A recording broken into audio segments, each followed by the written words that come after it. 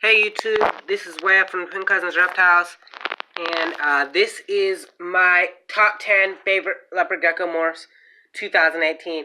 The last video I made on this, I made last year. It's a little outdated. The information on that video was a little shaky. I wasn't the loudest. I was kind of real quiet in that video. And my opinions on what my favorite morphs are have changed pretty good. A pretty good amount since then. Let's start off with my 10th favorite morph. My 10th favorite morph right now would, I'd say, be the Blizzard. Now, the Blizzard is a really cool trait. A lot of leopard geckos will change a little bit between the time that they're a baby and the time that they're an adult. The Blizzard is a trait that they'll start off kind of a gray, and then they'll pale out as they get older. It's a recessive trait, and there are some really cool combos you can make with blizzards. Blazing blizzards, blazing banana blizzards, and Diablo Blanco. So yeah, it's a really cool recessive trait that I like in leopard geckos. Okay, and on to number 9. This is a super hypo tangerine carrot tail baldy. This is my 9th favorite morph.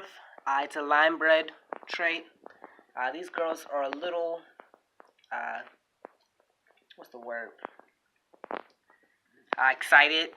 They're just kind of running around. Kurdistan here, she's a little more calm, but Kuwait's just trying to go anywhere she can right now. This is a trait I like. I like pretty much any super hypo tangerine carrot tail, even if it's not a super hypo. I do like the hypo carrot tangerine.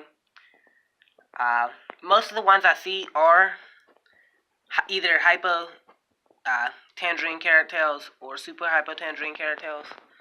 But I really like that baldy trait in it too, because it makes it almost an all orange animal. That way there are no spots on the head. To be completely clear on what I'm talking about, hypo is an animal with reduced spotting, reduced to 10 spots. A super hypo is a animal that is has no spots on the body whatsoever. The baldy trait basically means there are no spots on the head, and the carrot tail is that trait there where you see that orange on their tails. But these girls are a little rambunctious, I'd say. So I'm about to get them back to their tank and move on to number 8. Okay, so number 8 is a morph that I do not currently have at this time. So I chose an animal that's pretty close with the genetics and the characteristics. My 8th favorite leopard gecko is the Mack snow. As you can see, this guy, he is not a Mack snow. He is a tug snow. I used to have a few Mack snows, but right now I just don't have Mack snows. It's a trait I'm really looking to get into in the near future. I'm hoping to get some Mack snows this year. But basically a Mack snow is an animal that's almost all white, and it has the almost like a normal pattern, but all white animal. It's a codominant trait, just like the tug snow. There are 3 major types of snows: the Mack snow, tug snow, and gem snow. Some people say the tug snow is just basically different types of gem snow. I think they're different, but different hobbyists will have their own opinions.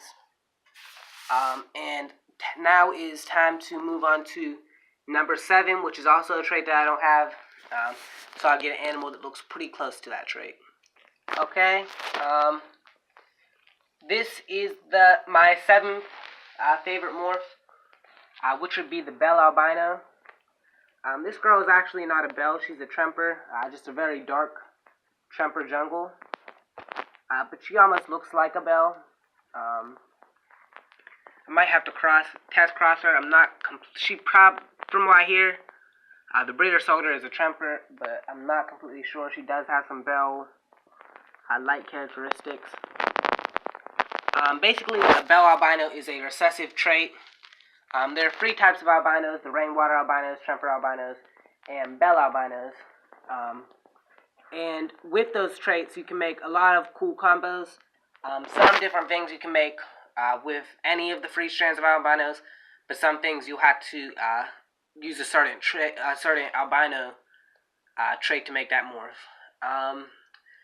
The bell is pretty much the second most common type of albino used, but the only thing with albinos is you cannot cross albino to albino, as you'll basically just get a normal leopard gecko that's either het for one albino or the other, and you'd have to test cross that het to a different pure albino just to check to see whether that animal is het for say, bell or Tremper.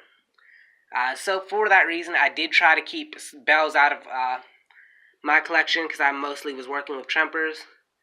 But right now, I think I'm about to start getting into bells as well. Bells and Mack Snows are two morphs I'm looking to expand on. And some of the cool traits that you can make with bells are things like radars and blazing bells. I mean, not blazing bells. I mean, bolt bells. Bolt bell is basically almost like a bell, but it has like bold characteristics of a bold animal and a bell. So it's a really cool trait, and it's really cool to me. So I'm hoping to do some bell stuff pretty soon. And coming up at number 6 is a trait that's not that common in the community. This is a hyper melanistic. A whole lot of work is going into trying to get an all-black morph out there.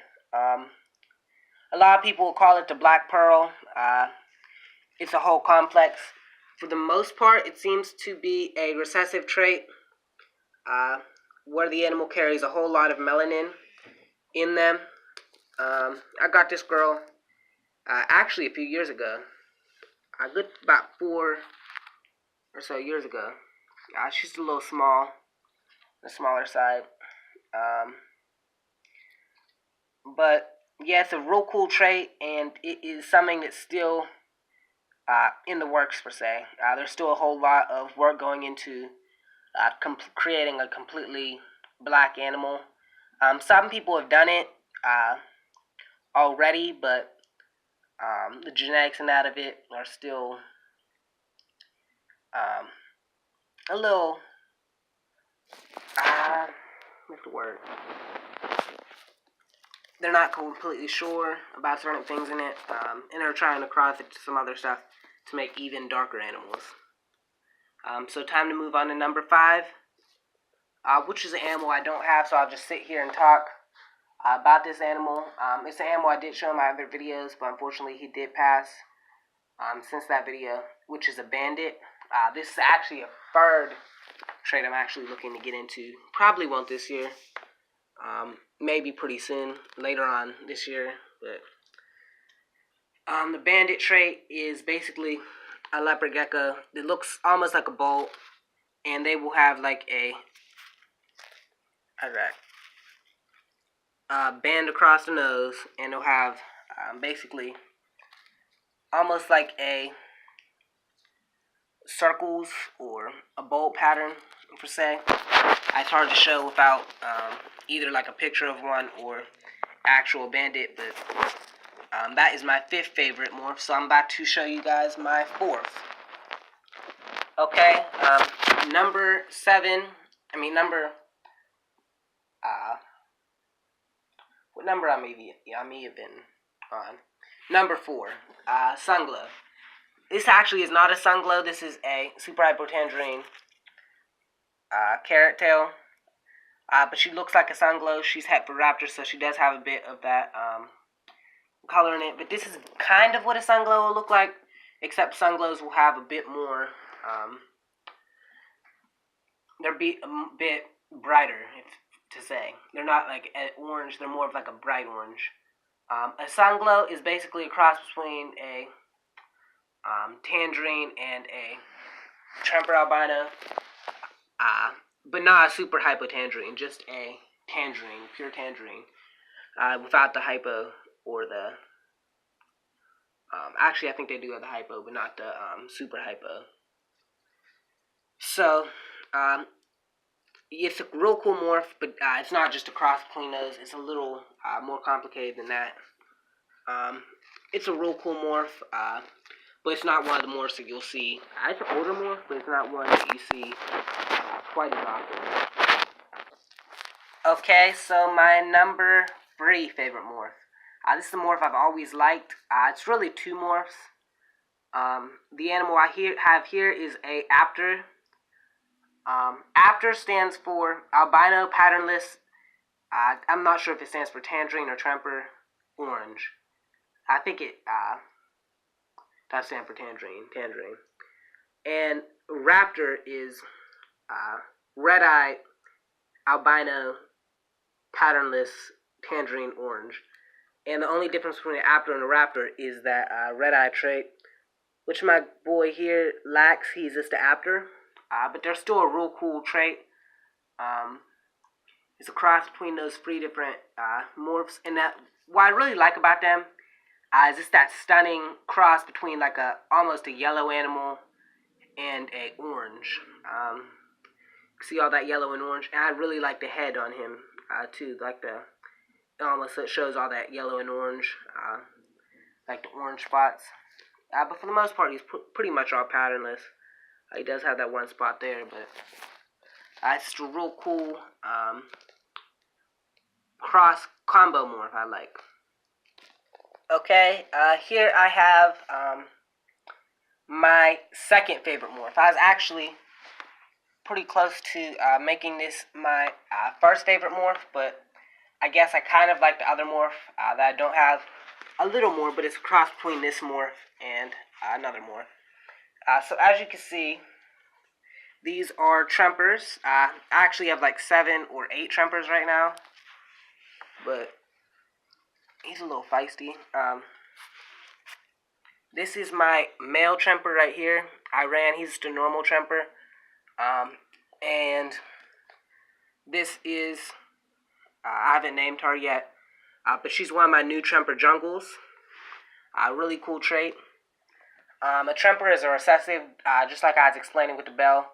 Can't cross a Tremper to another rainwater or a bell. But it's just a very cool trait that I like. And most of the animals I'm working with right now are in fact Tremper or part Tremper. So yeah, it's a real cool trait. And hopefully I will have some Tremper eggs coming out this year. Okay, so here I have 2 animals. Neither one is my favorite, number 1 favorite trait. My number 1 favorite trait is a Tangelo, which is a cross between a real specific cross between a tangerine and a albino. So basically, my girl here, she's a tangerine albino cross. So she does have both traits in her. But basically what a tangerine would be is almost like a Tangelo would be almost as if where the yellow she is, if it had an orange pattern.